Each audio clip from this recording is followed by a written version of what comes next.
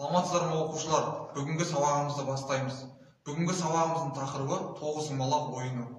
Тоғызқұмалақ ойыны қазақтың ұлттық дәстүрлі ойындарының бірі. Өткен ғасырларда Қазақстан мен Орта Азияда ең кең тараған ойын. Даму қабілетін арттыратын бұл ойынның тарихы 4000 жылдықты қамтиды.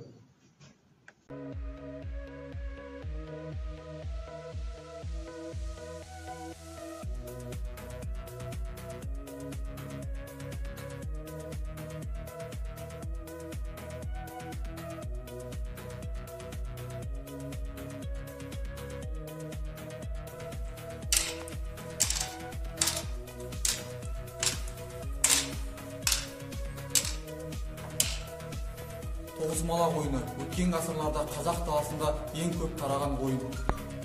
Ойын тақтасы 2 қазан, 18 отау, 162 құмалақ және де 2 тұздықтан тұрады.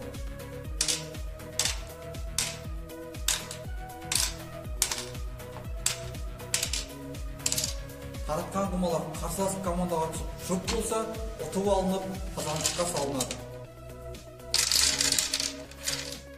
Қазандығы 81 құмалақтан асқан ойыншы ойында жеңіске жетеді.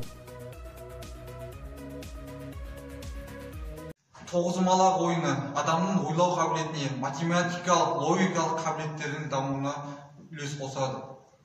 Бүгінгі сабағымыз аяқталды. Сау болыңыздар.